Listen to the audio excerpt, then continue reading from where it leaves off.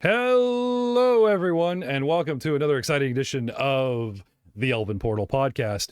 We are playing Pathfinder 2nd Edition. We are playing the adventure path bought out by Paizo a year ago. And we are at the we're in between book 1 and book 2. So we have finished Hell Knight Hill. And now there's some downtime going on and a little bit side adventure going because we're trying to level up Niles a little bit. Yeah, a little action, if you remember, in episode 2, because now we are season 2. This is episode 3. We went on a little jaunt. We had Elbrick Stonechucker write a letter of introduction, like he's ready for Dwarven society and the beard's finally coming in.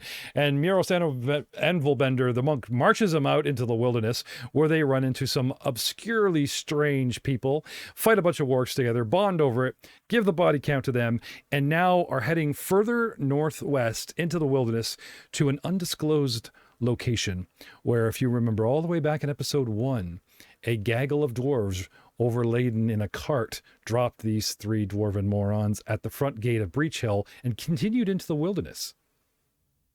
So I would like to bring the scene down without a map to start off into said wilderness, where along a cliff face, a lone crumbled remnant of a tower remains.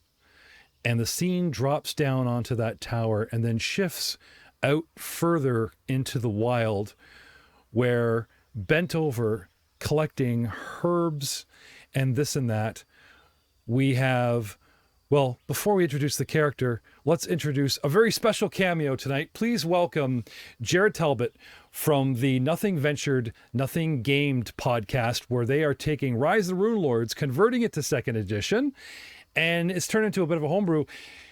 Jared, thank you so much for joining us tonight. Thank you for having me. This is a pleasure. So the scene comes down upon your character. Could you please describe him for us? What you see is a fairly rotund dwarf. He has a big beard. The mustache is actually shaved off, so it's just all cheek and chin beard. He seems to be rooting around in some dirt. He's wearing brown, very dirty brown clothing. There's maybe like a grease stain on the side. And his cloak doesn't really cover his belly, as it kind of pudges out over his pants. Are you wearing any kind of armor? He has patchwork leather armor on, but it seems like he hasn't taken care of it in many ages. Do you have any obvious large equipment that sticks out, or any obvious weapons? On the floor next to him is a staff that he would be using to walk with, and maybe every so often boop something on the nose. Also on his side is his clan dagger. Oh, would you describe the hilt of the famous clan daggers that we like to run to? Sure, not a problem. So what you see on the dagger is a beautiful tree, branching off all different branches, and on the end of each branch is kind of like a small flowering bush. Any ornaments on this tree, like a really bad sort of Peanut Snoopy gang with a drooping anvil? No, just it's just a tree. It's basically all it is kind of a tree. Okay. And there are 9 different branches, and that each branch is kind of a bush. Okay. And at the very top of if you get close enough, you could see it at the very top of the tree is kind of what looks like an eagle. Okay. Now, something I thought was very interesting about Jacob's character was your name, sir. Oh, Beryl B. Brown. And like, everyone's so proud of their dwarven clan names. He's a little bit guard, like, even though you got the clan dagger and people could possibly like run back to the mountain and do the research, he's very guarded about his clan name. Now, the boys picked you up for 3 very good reasons. One, what is your vocation, sir? I am a druid, specifically the leaf style. And how do you fit into the vast plans of 3 college students that have talked other dwarves, both young and old? We got to talk about your age. Into joining, what role would you play with future brewery plans? Well, Beryl, being a leaf druid, has a very special connection with the earth and can easily grow mushrooms that can ferment and become very delicious. Part of the secret recipe they've tapped into. So were you like the career college guy in the Dwarven halls that was like too old for year one, but always had really good leaf, shall we say? Yes, exactly. Really good tobacco from the Shire kind of thing. That guy.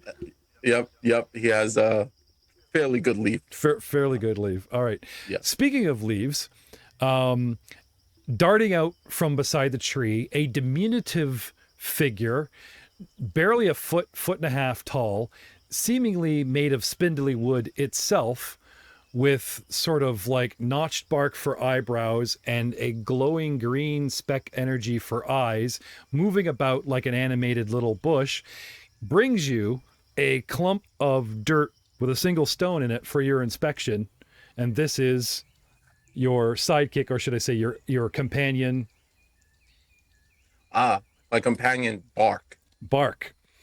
Yes. I should have known. Yes. He spent a lot of time with the good leaf from the Shire and making fermented different fungus. I totally get it, Spielberg. Less is more, right? Keep it simple. Mm-hmm. No problem. So he's holding up this clump of mud and a little rock for your inspection. What do you do? Mm-hmm. So Beryl reaches down, sticks his finger into the mud, swirls it around, runs it under his gums, tastes it a little bit, goes, nah, that is not what I need. No, we need the other mud. Don't worry about that mud. And what with the rock? I don't need rock. I told you, green plant with dirtier mud. What are you doing here? I don't know. So the little shoulders slump down and he just wanders off, muttering something about rocks are part of Earth and in some kind of leashy. I believe this creature is a leashy. Mm-hmm. It just kind of wanders off, kind of doing this little kind of thing, and off he goes. And the hunt for ingredients continues. So a short time later, a few hours later, Beryl, Bark has finally, brought you something useful or whatever. And then he starts bringing you just piles and piles of what you wanted. And then on one trip, he comes back with like nothing. His hands are empty. What's going on? Where's the mud? I need all the ingredients. What's going on? You got to go, hurry. He starts vehemently pointing to the east and it's just rattling on, barely understandable. I can't talk to you like this when you're all excited. Come on, let's follow. I'll follow you. Come on, let's go. So he, just starts skipping off through the underbrush and you just start trotting along until you hear voices speaking in Dwarvish, thank goodness. And one sounds somewhat familiar, but you don't recognize the other one.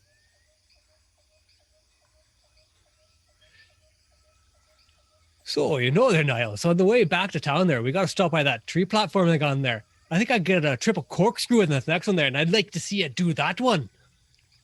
I'll take you up on that after a pint. Of course, after a pint or two.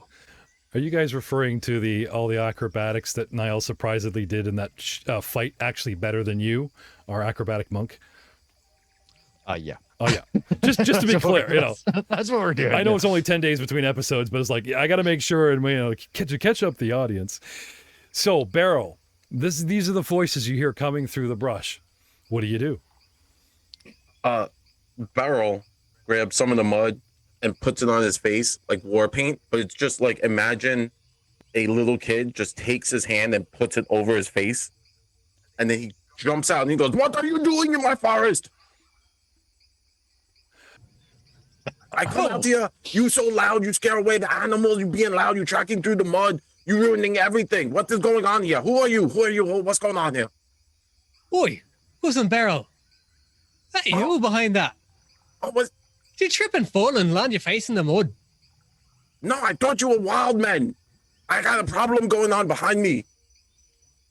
You got another problem? What's going on? What's going on here? Why are you traveling with all these people being loud like this? Don't you know it's dangerous out here? Oh, it wasn't loud at all there. And in fact, we came here looking directly for you there. Why are you looking for me? What is going on? So Niles, while he's jumping out and doing all this stuff with his mad shake, okay, darting through the bushes, right, coming like right up on you and stopping on your heel, is this tiny little leaf creature, right? Just kind of like looks up at you and threatening, like shakes its fist, like don't take another step kind of thing, as though to continue their little, their banter in Dwarven, which you can follow now because you actually speak Dwarven, right? Not yet. Not yet. Okay. So you just listen for your name. So No, I'm still level 4. I haven't got there yet. Soon. I'm learning. Okay. Well, Miros does seem to be taking this guy in stride, but of course he does everything. He's trying his hand at diplomacy, and a very agitated, very rough-looking dwarf is all up in your faces with this little leafy guy. Well, I will do a perception check. Okay. On Miros. All right. Is he going into a stance or is he welcoming a dwarven brother? Okay. Yeah. Yeah. I think as soon as I find it. Oh, it's been so long. Don't worry. We're all going to be a tad rusty on this one. I'll also take a society check from you as well. I have no idea what my perception was. Perception of 18, and you want a society? Yep. He's not in any kind of battle stance. If anything, he just seems dismissive, like he's trying to convince Elbrick had a bad idea and his idea is better. Like, no, blah, blah, blah, that kind of thing. It's all good. I know what I'm doing, that kind of thing. Society 21? Yes. Okay. From what you've learned from Dwarven society, when clansmen that don't know each other meet, there's an immediately like this sort of formal, silent stare off of respect, as well as like certain, like humans say hi, they greeting, and you shake hands. Dwarves have their own little ritual, and these guys skipped it, which would indicate they are familiar with one another. So no puffing up chests. Eh? No staring, no flexing, no rattling shields, no identify your clan, man, that kind of thing. It's just, however, the clansman or this familiar face seems openly threatening. I wouldn't say hostile, but openly threatening Miros and yourself. And this little twig dude doesn't look thrilled to see you either. So anyway, back to Beryl and Miros. You were saying. Oi, I came out here looking for you. Albert gave me this letter to give to you. Said your eyes only. My eyes, I don't. Okay, let me see the letter. Let me see it. Get over here. Give me here. Okay. We might want to take the mud off your hands though first. Yeah. Don't worry, I got this. Don't worry. And he just rubs it into his hair and swirls it around, trying to get the mud out. And he's like, "See, it's all clean. Don't worry. Give it over here now." Oh, your eyes are clean enough. Hand it over. Okay. So you're reading this scroll that's sealed with wax, and it's got Elbrick Stonechucker's stone mug frothing over symbol on it that he's pressed his clan dagger in, like a wax seal stamp, right? So it's from him. I can't see anything. I got mud in my eyes. What is going on? And he quickly wipes his face, and then you see that like it's more mud is on his hands, under his fingers, and it looks like he's just pushing mud into his face at this point, and he's just like, oh, that's a little better now. Yeah, I can read it in this light. Hold on. And he kind of starts turning around. Okay. So the letter says, "Dearest cousin, allow this letter to stand in my stead as introduction for a wee human who seems to be more dwarf than anything. Before ye stands Niles Albrecht, cleric of Caden Kalilian." I'm not the only one, huh? And that's actually scripted that's being read. Yeah, he stutters and skips and, puts a couple extra C's in there just for my sake. Thank you. He's a good lad, can hold his liquor and his own in a fight. On a side note, please take a good gander at these inscribed runes along the edge of the page. And the runes say, "Beryl, I need to talk to ye." At your earliest leisure, make your way to Breach Hill. The matter is urgent, so sooner rather than later. So Bear. Your cousin, Oh, sorry. Albrecht. Smiley face, smiley face. Or the what is it? The enclosed you'll find an eggplant, as opposed to emoji. But Beryl. Mhm. So this is what the note says. We even have the voiceover in your head. You remember his voice so fondly and annoying. What do you do? Beryl looks at the note, turns it sideways to read the runes along the edge, crumples it up, and then eats it. No evidence. No evidence. Secret but with you. Okay. Go ahead. Beryl looks down at Bark and said something and basically says, Bark, stop doing that. They're okay. Don't worry about it. The human is fine. Don't worry. But he says this in Dwarvish. Okay. The Lishi, I'm assuming they speak Sylvan, or he has some sort of the connection. He basically gets the gist of what you're saying. Well, it's customary for every dwarf to do his own bit of raising on the new ones. Yeah, you want to check this human out? You told Bark he's okay, but how is he in your opinion? So as Bark steps away, Beryl walks up to Niles, starts to sniff him, takes a deep breath in. What are you doing here, human? He pokes him in the gut. And he goes, "You're tiny. I hear you're friendly with us. How are you so tiny if you're friendly? No one feed you?" Nothing but ale. Nothing but ale. This is all in Dwarvish. He will approach the human in common. Oh, like I said, even if you speak Dwarven, you're poking his belly. Like I said, Niles has some standard, not the ale, right? You hear nothing but ale, right? Or switch it if he looks a little daft. Niles? Yes. You know why you're here. You're beside Albrecht's letter of happy, you will be scrutinized by the clansmen. So you are kind of expecting this treatment. No society check, needed. Do you want to try any sort of diplomacy or role play to try and win this guy over? Because Jared technically is a cameo for now. Yep. Sure. Sure. I'll try some diplomacy. Okay. I'll do the roll since I don't role play. Oh, no. Do the roll, and if it's good, I want good role play, and if it sucks, then you can screw it up. That's how we roll here, right? I got a 23 for my diplomacy. Yeah, as he walks up, he sniffs. You open a flask of very good brandy, and that's all he smells. He's like, "Oh, he's good." Just act stoic. Just act stoic and take the poking, and then you'll be well liked. Yeah. But what do you do? We just promised Jarrett we wouldn't tell him how to play his guy. Now we're all over you, and you're a regular cast member. Do this, it'll work, right? This is how you do a 23. No, this is how you do a 23. So is 23 good? 23 is decent for considering your level and stuff. It's just But I'm curious what Joe. We're always prodding him about the role play. He's our tactician and rules monger. So, what do you do to back your 23? What do I do? Yeah, I stand my ground. I have seen this with Fionn. Yeah. Puff up the chest. There you go. Stick out the chin, right? Show the beard. Stick out the chin. Yeah. Grab the wineskin. Okay. Pop it open. All right. Take a chug. There you go. And hand it to the muddy dwarf. Okay. Being handed the wineskin, Beryl looks at him, takes it out of his hand slowly, takes a swig, eyeballs him a little bit, gets real close in, dwarf level, right to that midsection for a human. Yeah. Looks him up and down and goes, okay, I see what's going on here.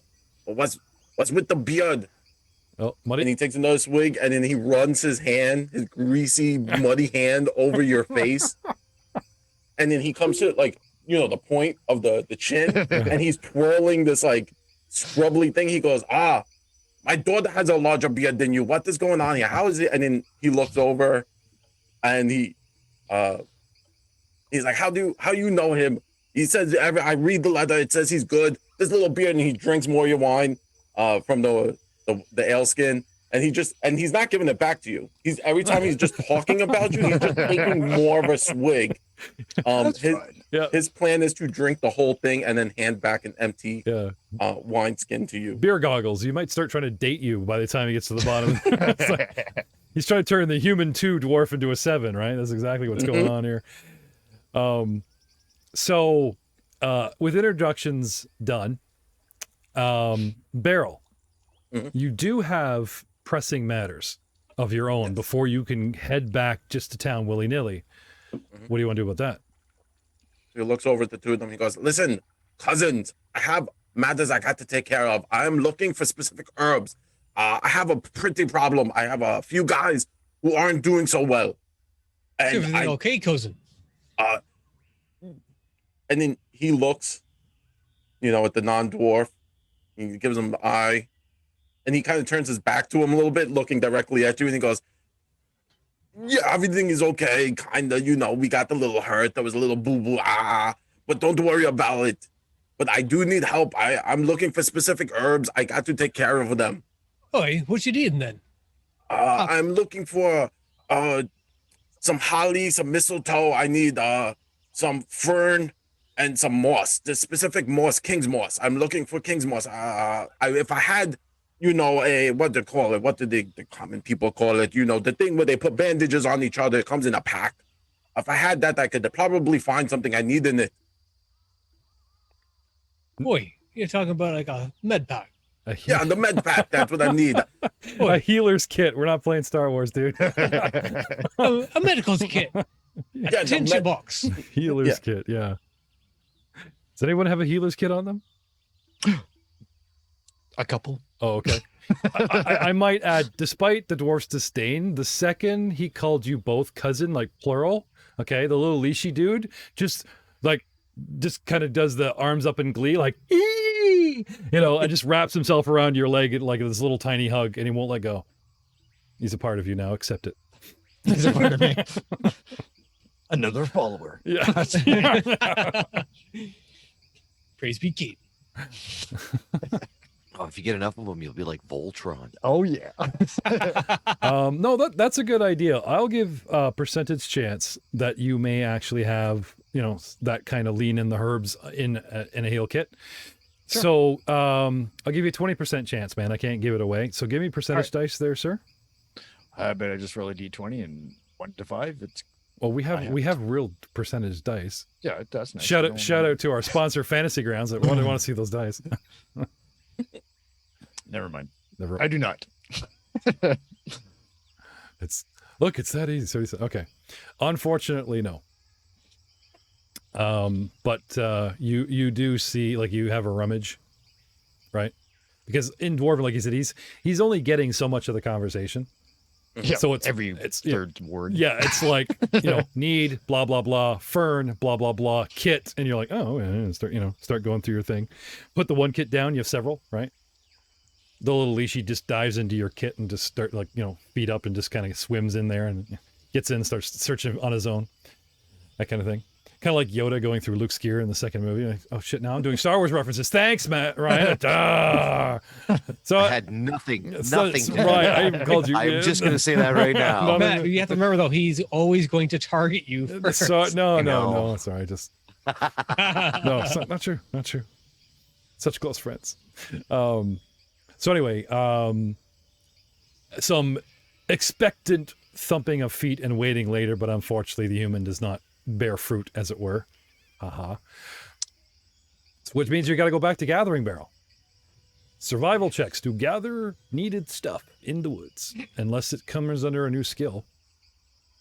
Still survival. Look at that. I'm learning. Yay! By still retroacting the old game, going, it's still like the last rule set, right? Correct me if I'm wrong. So, survival all around, gentlemen? Can't use a nature check? That would be to identify them. Yeah. Well, Well, Your call. basic. Whatever you want to pull, man. Well, nature would it would think of it like tracking, right? Perception finds them, survival follows them. So nature would Yeah. be like, are we even in the right place? Or let's go look on the south side of trees. All right, survival. Right. That's cool. So start with nature, Oh, but give us nature to start. right, That's so not that- bad. 20 survival. And Knowledge nature check. no, I mean there's something you're withholding, Ryan, as usual. You're not trained in it. Oh, Need to be. nature? You're not trained in survival. No, not survival, but nature I am. Okay, so let's have nature. 23. Okay, so you know where to look and you know what it looks like, but as far as like access, Yeah, 20 survival untrained. like being successful at like finding it, right? Because a good survival check would, right?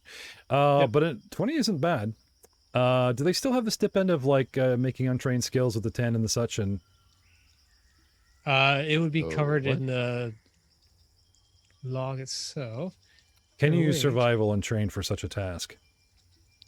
Is that more my thing? Now, what did you guys get for survival? The rest of you? Survival of 10. The druid who is trained in it and buffed it got a 9 because I'm amazing. Oh, it hurts sometimes. It does hurt. Welcome to the game, my friend. I'm so awesome. 9. Oh, yeah. The unfortunate part with playing virtually is you don't have the option of throwing the die Exactly. when it truly deserves throwing. Oh, Yeah. oh, you mean across the room in anger? Yeah, Mhm. yeah. 5 ones in a row is a clear dismissal. I don't care how peaceful you are. In the, like 5 ones in a row, you're like that. I'm going to melt this in front of everybody. Yep. Go right now. Go full Joe O'Brien, cheese and crackers, and just whip it across the room, right? Yeah. I haven't done a tag shout out to GCP in a while, so there you go. So unfortunately, Beryl, your 9 isn't anything reflecting of your awesome skill. You've just depleted the stock, in the nearby region, and you set these guys to looking again, hoping to scrounge up more, and a 9 failure, you did not scrounge. Miros, with his 20, suggests, a logical, better place to search, up the hill, bottom of the hill, that type of thing. Did you look in this area already? Yeah. No, I sent Bark. Bark went looking, but Bark? tiny eyes. Wait, where's Burke? Burke, where are you? You see, Bark is in He's in the back. Neil's Yeah. backpack, just like looking around. You could see like it just moving around in the backpack. Hey, Twig. It looks at it, like pops its head out and looks at you, and you notice that it's trying to eat like some paper that like Neil has in his bag. It's just like Yummy. Yeah. Well, paper That's good fiber. You'd never gain weight like that. You'll still say a little twig. paper is wood. He's cannibalistic. Yeah. He's trying to gain its power. mhm. Yeah. Yeah. So trying to gain the power of paper. Well, if you send Twig around here to go fetch it, then you know this area's depleted. The little bugger's already pulled them all up. You know that. He probably has. Maybe we should go. I'll follow your directions. Okay. Oh, let's try 20 paces in a random direction the Twig hadn't gone. That sounds like a good plan. Let's go. I follow you, and then I look. All right. So I will aid. yeah, spending a little bit more time, fresh set of rolls. The proverbial hour later or so. Fresh rolls, boys, for survival to see how well you do of actually, finding something. It's kind of luck, really. I mean, nature tells you what to look for, but the survival is like, did I manage it? So who's our lead here? Niles. No, No, I have he a was I have aiding. a 23 to 8. He was aiding. Yeah. Oh, Nice try. Oh, Merle's probably just would have kind of. Oh, struck off on his because you're own. untrained on survival, right? Yeah. So getting back to the druid, what'd you get for survival? I did amazing this time. I got an 11. Okay. And Niles 8 of 23 brings that up to 13. Mhm. And Miros, are you aiding as well, or did you say you just go along? Merle's would just kind of stalk off in his own direction. Okay. Trumps. I'll find him. All right. You find a bit more, like maybe Mhm. one or two, but it's like, okay, you have a bunch. You can technically make the medicine, but the more you have, the stronger it would be. But you're running out of time. Hours have gone by on your own, plus beating these guys, plus another hour or so. So, Mhm. the sun's setting and the paladin isn't getting any stronger. Not that it's your fault. I mean, the party never had a rogue. This party doesn't have a rogue. Your party never had a rogue. We don't have a rogue. And, you know, if there's accidents happen, I mean, you know, your frontline guy happened to be the paladin. And he might have gotten hurt. And it might be your fault. I don't know. We'll see. But you're going to have to make do with what you got. So what do you want to do now? So looking around and seeing the bounties that he was able to acquire for spending time out here, and you know, Niles giving him aid and kind of trying to point in the right direction, and he kind of looks at the stuff he has and he goes, cousins, we got to go. I got to go. There's you know, the shiny man, he needs help. Let's go. He got a lot of armor on. I got to take it off. I got to, you know, muddle these herbs. I got to brew the potion for him. Why don't you follow me? We go take a walk. It's not too far. Don't worry. This one over here with the long legs, it's probably shorter for him because he got so long legs. Oh, look at him. Yeah. Niles, with your half dwarf, and apparently he wants you to lead to the secret location that you've never been shown. Let's go this way.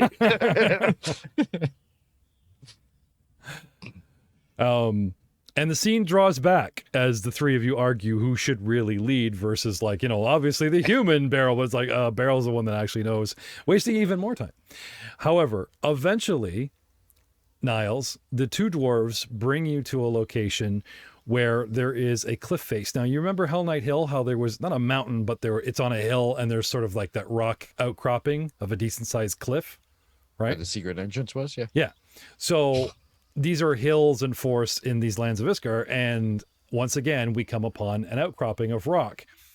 And we hit it, and then he heads even further northwest, follows it for like half a mile, and we come upon a round, ruined tower. And I will show this to the audience now. And we have... you know, Beryl and Muros marching up on it, and they get the proverbial stone's throw away, and then they call for a dwarven huddle that does not include you, because it suddenly dawns on Beryl. Cousin, I need to speak to you in private. Come, leave the human. Niles, Bray, Beryl has something he needs to mention. It's nothing. It's got to be private for a minute. Okay. Hey, thanks. I will make a small little fire. Okay.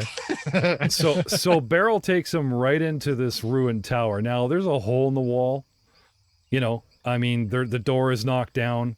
It's circular. The whole structure is only 20 feet across and probably stood 2 or 3 stories, but now is barely like half a story. Like, it's really just kind of walls jutting up, and you know, no roof, right?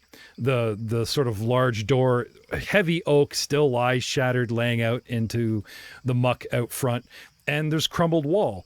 And they get in there, they march through the door like it's a real thing, and you could see them, you know, huddled up talking, completely unaware of your viewpoint through the hole in the wall. Right? I can see you. Yeah. So, yeah. No, we went around the corner. You can't see us. Yeah. So That's dwarven stealth for you. okay. So going to Niles' perspective, right? You know, they huddle up, they whisper, they look at you, they shuffle over out of the way so you can't see them, you know. They're in there whispering. Now, funny enough, okay, this place is a round circular stone echoing chamber. It actually amplifies. So as much as they It's like a megaphone. Everything with like 1 kilometer. And they're doing God knows of this location. Now, you know Theowen, you know, dwarven stealth, okay? A dwarven whisper is actually what they call a stage whisper. So they would have been... It's a soliloquy. Exactly. Yeah. They would have been quiet or like standing 30 feet away from you, as opposed to going into the amphitheater with the V, you know, which is facing you, which is the crumbled wall. So, you know, said conversation ensues, gentlemen.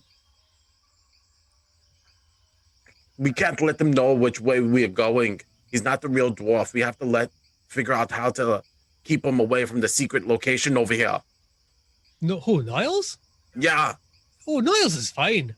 I owe that one my life on a few occasions. You owe him your life? Several times. Several times. That's That's a lot. I know it's a lot. That's why I know he's squared up by. At least by my standards there. Okay, how about this?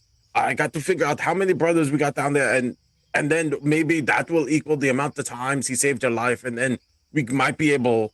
That'll make kind of sense. And then Barrel reaches down, sits on the floor, and starts to take his shoes off, and start to count his toes.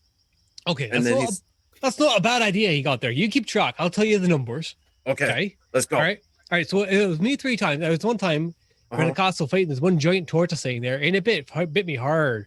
It did. Okay, so It was definitely hit an artery at one time, and I was spurting hard. But he came along and just fixed it up. It was fine. There was another time there. I took a big old iron sword, shite on the forge. Shite wasn't tempered half as right as it should have been. Went into my chest. Now you know the mat. Yeah. Did its stuff to deflect, but there was still a little residue. You know. Yeah, that makes sense. It got through, but and he needed to come through, and he did the touch of Caden, the drinking good of the humans. He's actually not a shabby fella either. There, but I'll let him tell you about him. That's his place, not mine. Let's see. There's also the time. Oh yeah, the time I got the acupuncture in the library. Yeah, that was a bad time too. There. That hurt. Oh yeah, no way. It hurt like a son of a bitch. Porcupines were jealous of me. There was 2 outside trying to get in to make sweet love. I could have heard him, but he took care. Okay. Now the next toe. Okay, the next toe is only half toe, so we count that. We'll skip that toe. Don't worry about that toe. I lost it. Yeah, well, that's a half a toe there. That looks mighty fierce. Yeah, you can't really count the half a toe because then. All right, so just skip to the next one there. Yeah, We'll know not to count it. Yeah, of course. Hey, so okay, there was that time. And there's a time that Albert, he took a boulder about the size of me to the face. Oh, okay. We'll count 2 toes for that one because to the face. That's his moneymaker over there. Oh, yeah, it was. It looked like it smarted like a son of a stone. But and he struck for that one there a time there too. It was at least and 3 other times, and then me a few more tour times. He times that at least by 3. What do you got there? Okay. You're running out of toes, Barrel. Yeah, I think. Yeah, okay. We definitely got it covered. I'm sure the brothers will be okay. There are definitely more toes than brothers, or maybe more brothers than toes. I forget count sometimes. Yeah, no, it made sense. I see where you're coming at it. Yeah, don't worry about it. It should be fine. Don't worry. I'm sure it'll be fine. Don't worry. Oh yeah, I go get them there. Yeah, you can go get them, and we'll bring him in. Hey, sounds good. I head on out. Okay. And oils. Are we ready? We took care of it. It was just a wee thing that we had to do. There, it's just between Klunsman and I know how to count to 3. I'm impressed because Ryan remembered all the fights. Like, I'm gonna give you a hero point for that, buddy, because it's like the giant sword. He's like, he's talking about the bugbear, the female bugbear that like ran him through and he died. And there's like, he set off the trap because we had no in the library, right? Set off the trap and got riddled with arrows and stuff and almost died. And no, that was good, dude. I'll give you a hero point for that. That was awesome. No problem. Sorry, Barrel, no hero point for you. You're literally an NPC right now. Keep that one you have. Yes. However, if you're enjoying Jacob's performance, phone 555 Barrel now, and we'll try and keep him in the show. All right, boys. So you drag him inside. So inside, Niles, you see, first of all, you see a bloody great pool of muddy water in the center of this building that is filled up from lack of roof and just from the depression of the floor. Floorboards, stone floor, all gone. It's down to bare dirt floor that's depraved in the center with this glossy, muddy puddle around the outside. Now, the funny thing is, do you have any engineering? Any like crafting, construction, engineering, anything like that? I can't remember. I will say no. Okay. Even intelligence check. Those who can't see the map, okay, there is a round structure jutting up with 5 feet of that wall touching a cliff face, and it's a dirt floor that holds water because of a puddle. So guess where the secret entrance is?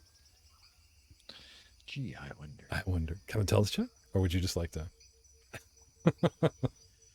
go stand next to the obvious door and wait for them to open it, right? Well, it is dwarven stealth. Yeah. Sure, here we go. Now, and the big roll. Beryl, you were saying something earlier on the break about, just because we're going to take him in doesn't mean you need to show him, how to get in, right? Yeah.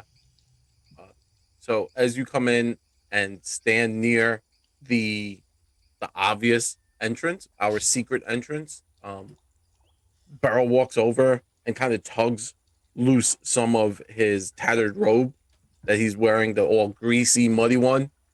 And he looks at you, and he goes, "Oh, come over here, little human. Bend over. And he's taking his clothes off. Just saying. Just saying, yeah. More initiation. I really need, I need to learn Dwarven fast. Yeah. I will. So I understand what's happening. Yeah. No brandishing of the rapier, because the booze obviously didn't work. He likes you too much now. Yeah. Likes you a little too much now. Huh? But yeah, I will take a knee. All right. Okay. So Beryl walks over and he goes, I have to keep the secret, okay? Don't worry. It's cool. You're coming down. Don't worry. You're friendly. We're friendly. We all like each other here. Don't worry. And then he wraps this greasy cloth piece over your eyes. It's tattered. It's not really well done, but it kind of sticks to your eyes more than it. Why is it just greasy? That's just the question. Okay. So they blindfold you. You hear the grating stone on stone of a secret entrance being opened. And we will cover the adventures of Niles in a bonus episode because a lot's going to happen. But I will tell you this, before you guys exit this building, I would like to cut back to Breach Hill, where a couple things are going to happen. Some things with Dahlgren, played by Rob Hammond, returning as his cameo, and Ulbrich Stonechucker. Well, I was beginning to think you'd forgotten about me. Well, you've been doing all the paperwork. You guys have been you and Theo have been trying to track down every last treasure that you sold because you have suspicions, about possibly a portal key or something like that. You've reached out to one of your cousins that could give you a second opinion, see if there's a way to use primal magic to open this without a portal key in case it's lost. You got all these things in motion. And you keep sneezing like people are talking about you and your pretty face, Mr. Sorcerer. But Well, you can't cross your eyes till you dot your T's, Oh yeah, definitely.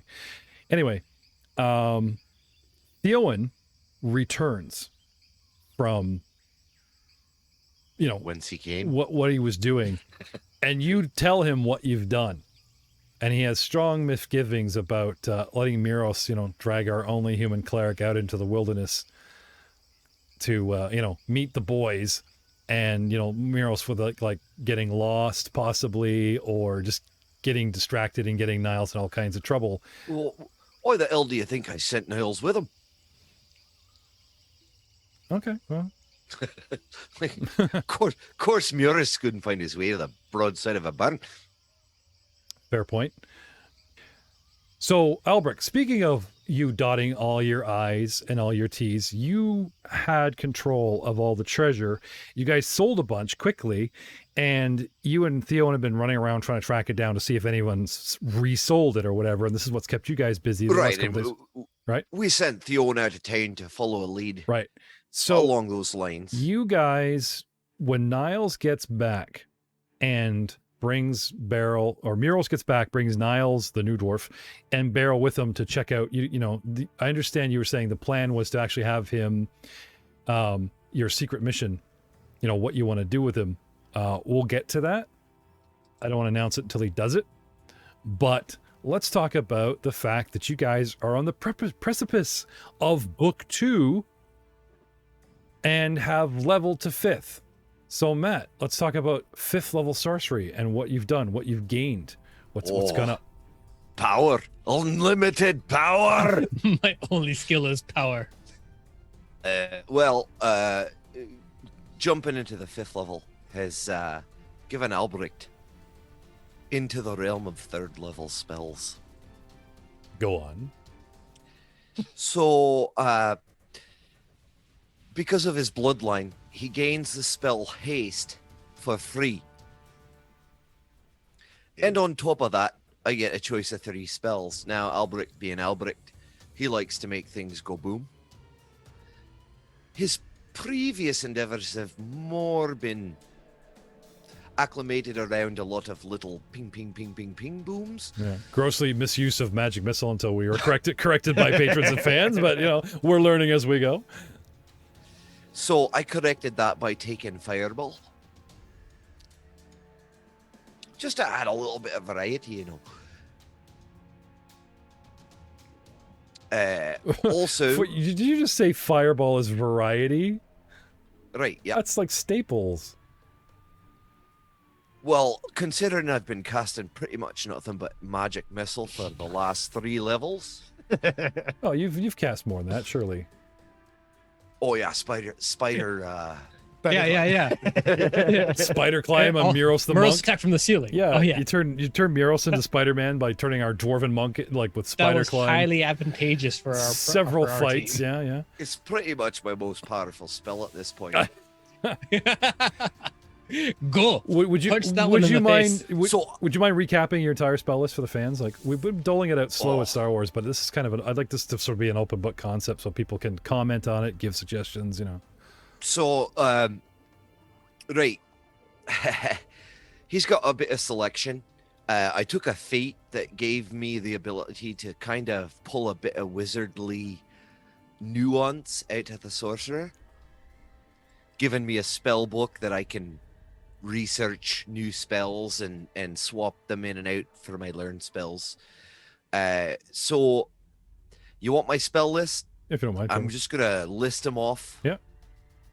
So for my cantrips, Chill Touch, Produce Flame, Ray of Frost, Shield, Tanglefoot, and Telekinetic Projectile. Now you've used that one because the crit cards almost killed the owner. Oh, when axes were struck against us. That's why Muros doesn't use an axe. Yeah. A fist will never turn on you. Do you use crit cards in your game, Jared? We do. Yeah. In my campaign, we do use them, but we had to put a stipulation to it because the GM, myself, I just roll crits. As a player, as you just saw, I can't roll higher than like a 4 or 5. As a GM, I'll just keep rolling like 20s. I'll be like, oh, 20. I should go to like Vegas for it. So the stipulation was that the players and myself only use 1 crit card per encounter. Oh, okay. Because my monsters were like obliterating my players. They were like, okay. triple damage. So we were using the fumble cards as well as crit cards, and the players were obliterating other players. So what we decided to do is only named monsters, the crit boss fights and name monsters, right? But we were curious if, like ourselves, somebody else had to dial it back, and it sounds like you did. Anyway, sorry. On with the sorcerer, who's broken the mold with a spell book like a wizard. You bastard. Like you take every advantage you can get, and you were like, hey, this spellcaster conveniently dropped her book into your hands. Oh. You did do that. For my first level spells, I've got Burning Hands. It's a staple. Featherfall, because you never know. And of course, my personal favorite, Magic Missile. It was such my favorite that I've decided to dedicate pretty much every signature spell slot to Magic Missile. Right, so I've also got Magic Weapon because it's kind of fun. It adds some flavor. Ray of Frost and True Strike, which you put True Strike onto any warrior's weapon and they turn into an absolute freaking savage. So little utility, little attacky, and for second level, my spells were Dispel Magic, Illusory Creature, because it has a nice side effect of being able to add to the flanking bonuses that you can, allow your combatants to make use of. And because you can cast it and summon it anywhere within the range, you can literally wait till your warrior's in combat range and summon an illusory creature to give him the flanking bonus. It's broken, really. I also dedicated one of my second level slots to taking my favorite spell again, Magic Missile, so that I could There's a theme. I think there's a theme. cast even more missiles, because it's, fan freaking tastic. I also took a resist energy because why not, right? You never know. Now, magic missiles are classified as force damage, right? You have your elements, then you have sonic, and you have force damage, right? And Matt is one of their leads in our Star Wars game, the We Shot First podcast, playing Saga Edition Dawn of Defiance campaign. And he suddenly became force sensitive after I strictly said one Jedi, and that's Aiden Willems. And now he's taking it out on me by like casting every force missile and makes himself a force user. I'm on to you, dude. I see what's really going on here. But no, please continue. And that leads me to my level 3 spells. I already mentioned earlier, because of my bloodline, I get haste.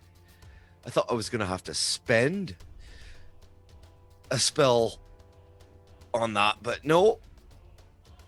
Apparently, I'm a freaking genius. Anyway, so I took Fireball.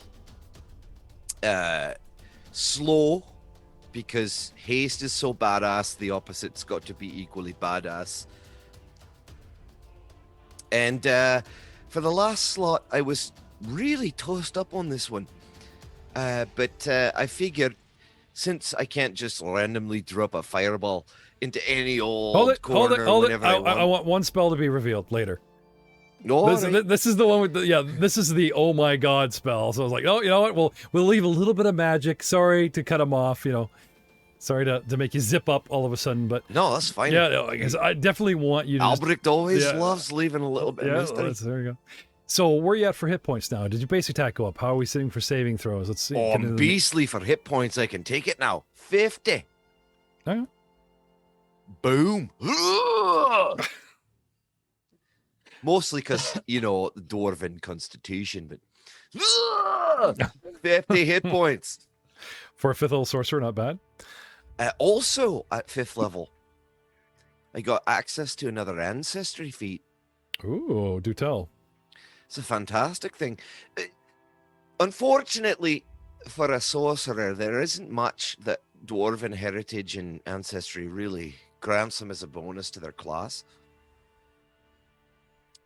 So I took the Ivor Treasure ancestry feat, which gives me a +1 circumstance bonus on all crafting checks made to recall knowledge. If I would automatically become trained in crafting, which I already was, it gave me a skill of my choice to become trained in instead. So I trained myself in, I believe it was occultism. Oh, cool. In addition, this also gives you crafter's appraisal. Yes. Oh, it which is brilliantly good. It's the feat that keeps on giving. So you get another feat and a skill, all from a feat. Not bad.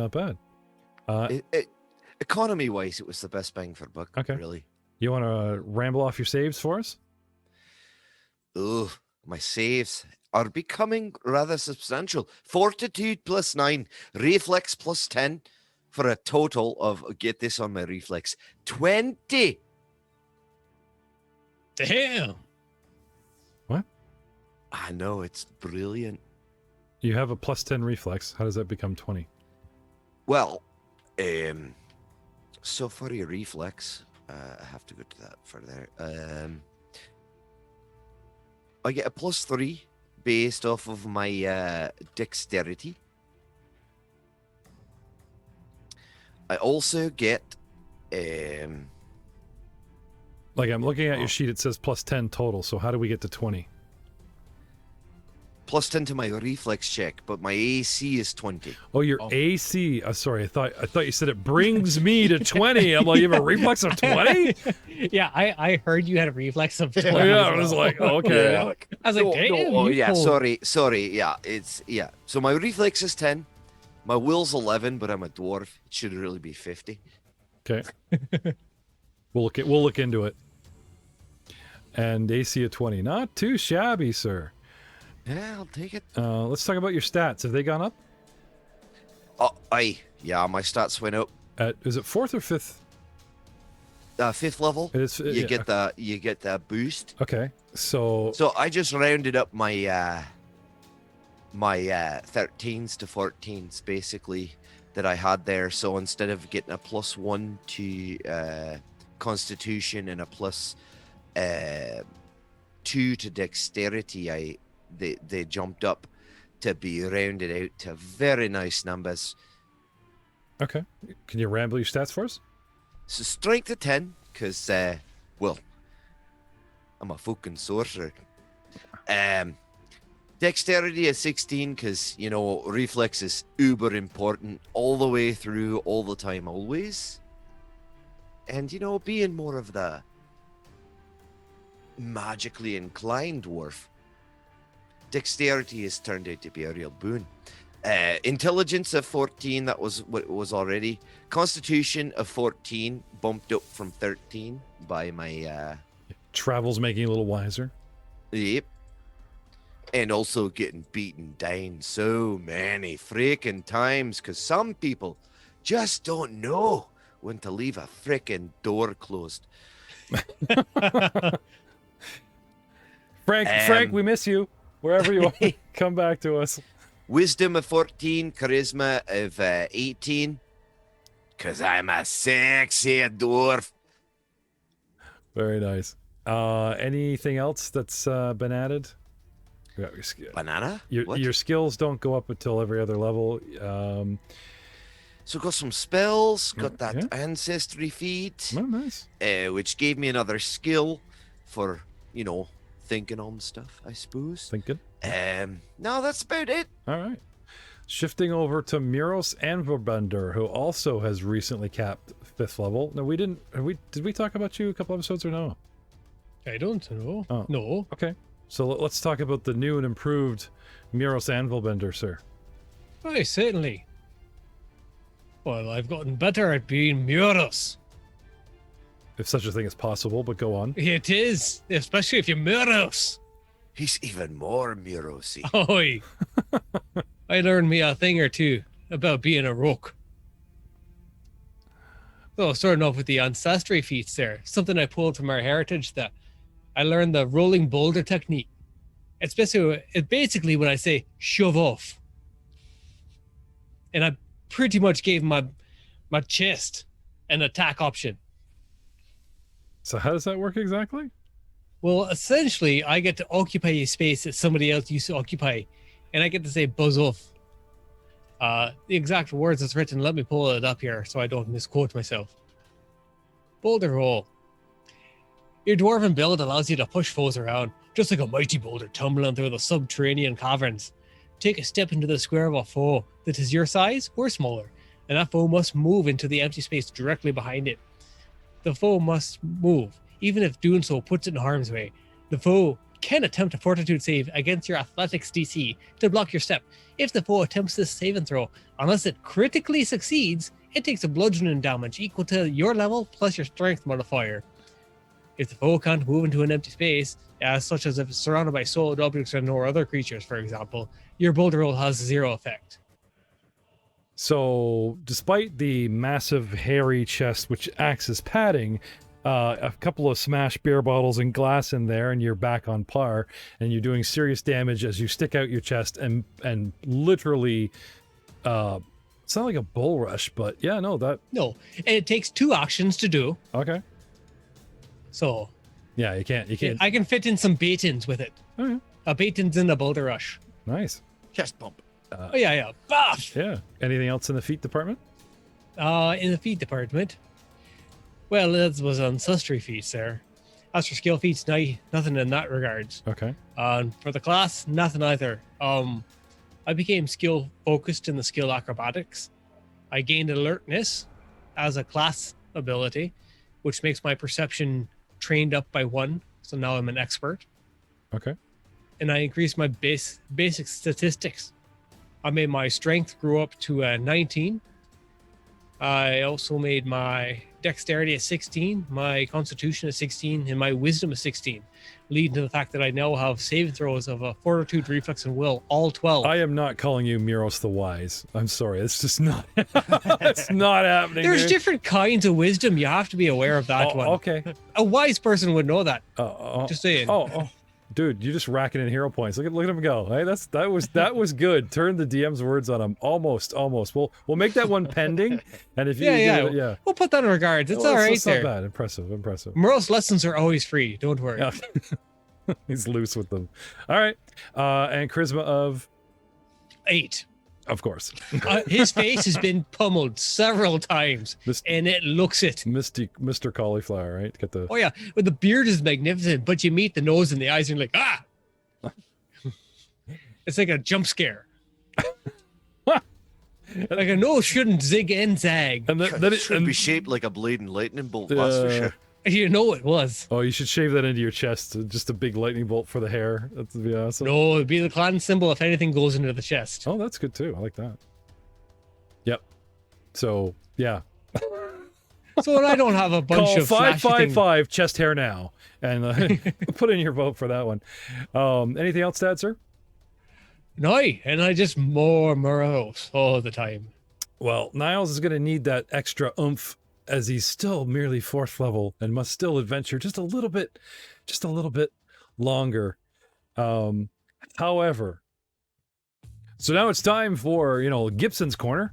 Gibson's get down. We're going to talk about magical items. We're going to talk about variant rules and possibly use of, and we're going to get into a little bit. I think you guys at 5th level, we should have really talked about this earlier, but let's talk about the actual clan daggers that are, I believe we called them hereditary relics. Yeah, well, yeah, just relics. Okay, so let's talk about relics in the game, what they do, and then what we've made the clan daggers into, sir. Yeah, so relics is a option that I liked and we the took. Game Master. Yeah, that we thumbs up. That we decided that this is awesome because they're not overpowered. They turn normal items, either weapons, worn items, or held items, into something more personal, becoming little magical things all by themselves. So since we're a little farther in the game than level 1, decided to introduce this to the clan daggers for all the dwarven people in this game, which is everybody minus me. Sorry, yeah. I make him look up these rules of everybody but you. Maybe they'll forge one for you. No, I already have mine in my background, so you just have to read my background. Oh, okay. Don't you know though, you cannot forge a clan dagger for someone else. No. It's got to be forged by their forefathers or themselves. Yep. But there is a way around that.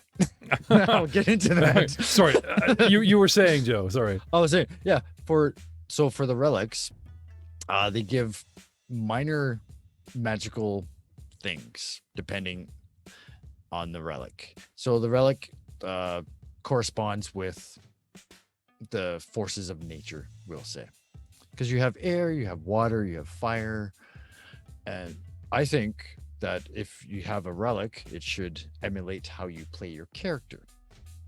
So if, we'll use Matt for example, if he was using fire spells all the time, then his relic would have a fire aspect. Okay.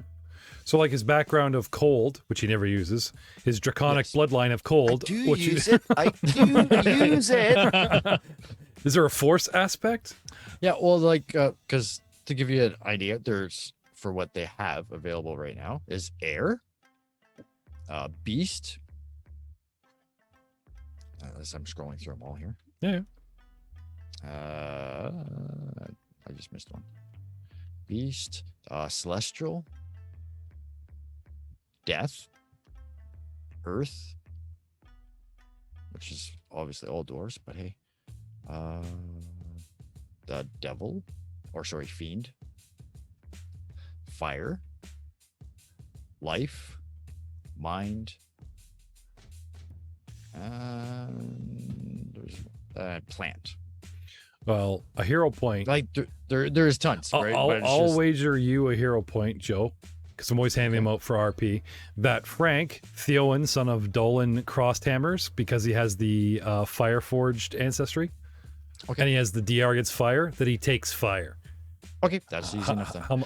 I won't say. I'm not saying he is, but I bet you. I just have to make sure that because not all relics are weapon based. Okay. And so fire, you just have to find fire. Make sure that's well. Like the there's the secret compartment. I mean, like the actual clan part pops. Like didn't Elbrick like unscrew the actual at the end? It's a stamp. The relic could actually be the symbol. Yeah, but with the relic, it's either a weapon, a held item, or a worn item. Okay. That's how it works. It kind of makes sense. Like okay. Like the most common worn thing is a ring. Right. Because everybody has rings. Yeah, or an amulet or something, right? But the thing with the relics is that they gain level as your character gains level. Okay. So you could be, here's a 20th level, then all of a sudden you realize that your amulet or whatever that you've been wearing since level 1 is now a relic.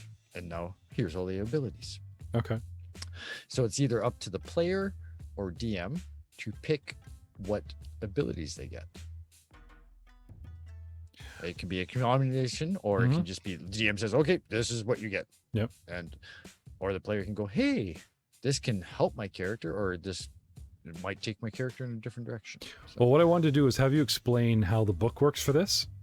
Yeah. And then we're going to discuss what happens. And then I think these would be great reveal moments in game. Their backs against the wall, and somebody draws upon their relic and reveals a cool ability.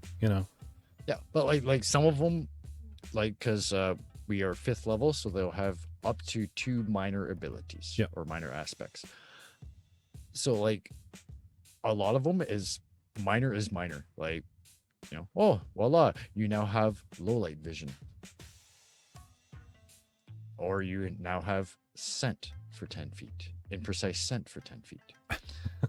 obviously, they're not game changers. Yeah, like no, but obviously, Beryl has that. Like a dude literally walked up to you 10 feet away and went, yeah. And NPC or no, it's like let's just like play into it, right? But yeah, it's one of those. Okay. I thought it was an interesting thing since we were actually trying to play this great all the way flavor. through. Yeah, no, it's good. And like I said, between 5th and 6th in the first book, we're gonna start revealing these powers as opposed to just like obviously this and this, that type of thing. Bit of a powwow, but we wanted to show you what was coming instead of just dropping this in the middle of a fight and then have Joe explain for 20 minutes what the hell's going on. It would slow our roll a bit too much, but I think it was important to to do that enough. So, but he used you as an example, Matt. Yeah. What are you thinking? Use me as an example. Yeah. What element? Is there a draconic? No, from what I can. Are you looking on the website there, Joe? Am I? No, I'm looking at the actual book. There's all right. Game Master Guide. Ooh. Something obviously that I've never read. Yeah, Game Master Guide, page 96. Well, if anybody cares. My heritage my ancestry, bloodline. Sorry, I'm sorcerer. Bloodline is of the silver dragon. Silver dragon, so that would be ice. like celestial. Like it could be, or with ice. Let me see. Well, he could be in denial. I mean, like how many stories are like the guy never uses his trump card, his power, and then finally he goes all icicle, right? He's been using force, he took fireball, but we really know, somewhere between 10th and 20th level, he's going to be pulling out the ice capades. Well, what I kind of like about it is that it gives enough examples with all the other different schools that you could easily transpose your own school or branch for character flavor because it gives so many examples. I smell an idea. This is where Ryan. No, go ahead, pitch me now. Yeah. He's gonna, as soon as we hit stop, he's gonna be like, "So I have an idea. Let's hear it now. Come on." No, I haven't even gotten that set yet. But because the power gauge has been given an example, Yes, at least a dozen times. Yeah. Any of us can look at it and just do that's balanced. Yeah, that's a little too spicy. yeah. Well, something like you have like Thunder Mountain stance and Air Flare. I have one stance and one stance only. You have, yeah, but I'm saying you have Falling Stone. Like there's a lot of stone and rock references in your feats. Yeah, again, Right. I only have one stance. Right. So, but what I'm saying is, so everyone's typecasted. What I'm saying? everyone's going to be like, oh, take Earth. It's like, well, not maybe not necessarily. Yeah, maybe there's but I have fire reduction. yeah, due to my background. yeah. Well, you have the Fire Forge as well. So yeah, that type of thing, Yes, right? sir. That's why me and my cousin, we come from the same branch. Yeah, like we're not trying to make who is the X-Men Bobby that has the ice, right? And then every power has to derive from said No, ice. it's Albert. He's the odd man out. Yeah. No, I'm just saying, like, there's some Too obvious pretty for a dwarf. there's some obvious choices that you guys could lean into, but that may not necessarily be the best for flavor or for a good story. So, we'll come back to that, So contrast is always great, especially with character, especially within the character. Oh yeah, definitely. The paladin who has a shadow background. Yeah. I mean, while you're soaking up the fire, this thing's soaking up the cold or whatever, type of thing. It's like, well, where did that heat come from? My relic. Now it's cold as hell. Giving me cold powers at 20. Like, there's several ways that. Now I'm the Green Ranger. I win. But that's the thing is, since it is a relic, it's also a magic item, so you have to attune it. Yeah, Right, it takes so up a spot. It takes up a spot, so characters only have 10 spots. Can I take a 5-second minute here to say attuning I like? Go ahead. Yes. Let's talk about it.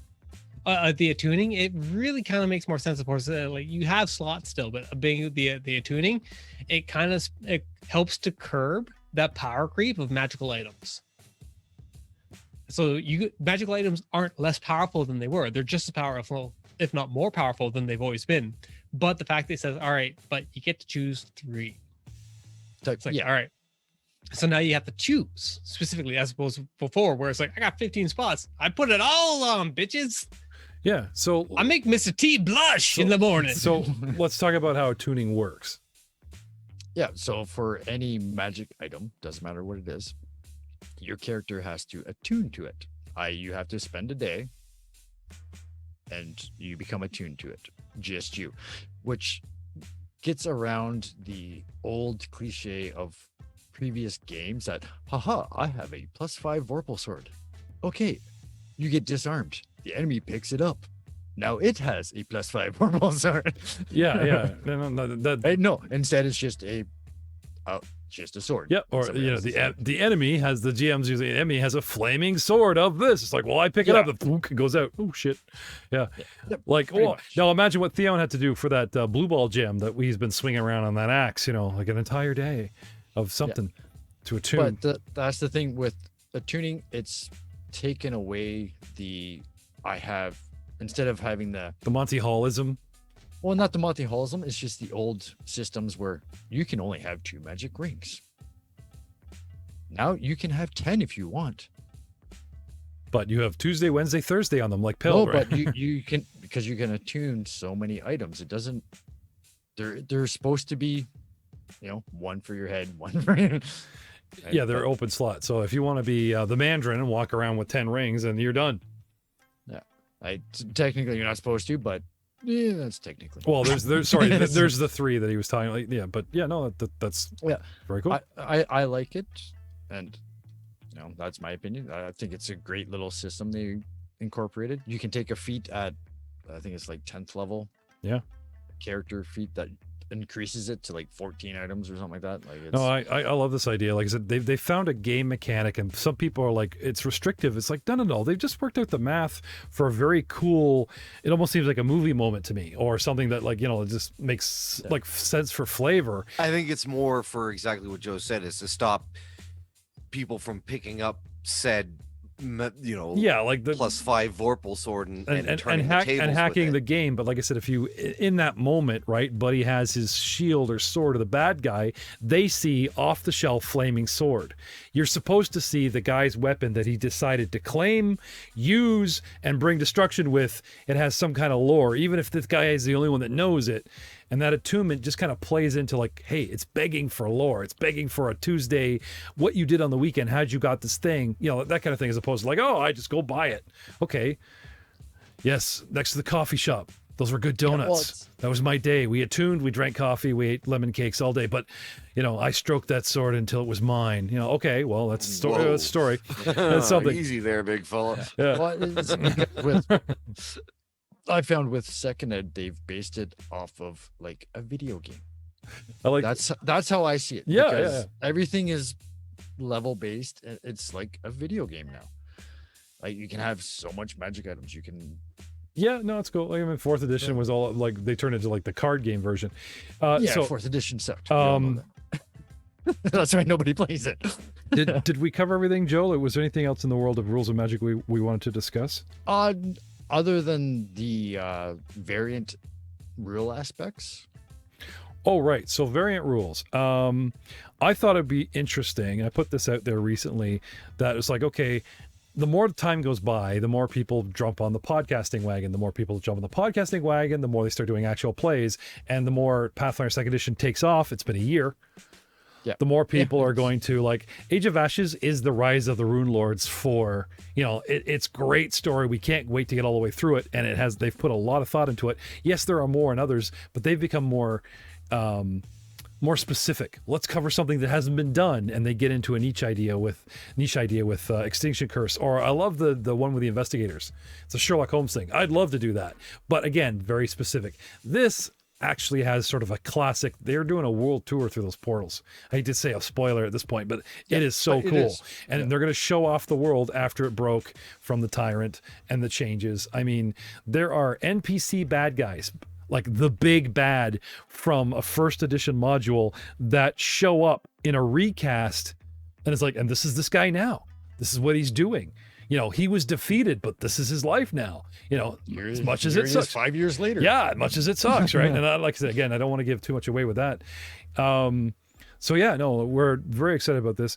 I'd like to thank Jared from the Nothing Ventured, Nothing Game podcast that you can check out just about everywhere at Nvngpodcast is your best way to find your way around to find Jared and his Rise of the Rune Lords Pathfinder 2nd Edition converted game. And you will definitely see more of Jared right here with Beryl the Druid, definitely, because we are not done with him yet. And we will see you next time on the Elven Portal podcast, coming up season 2, episode 4, next time. Say goodnight, Beryl. Good night, everyone. Run to the chopper. Get down. It's not a Duma. Who is your father and what does he do? That's awesome.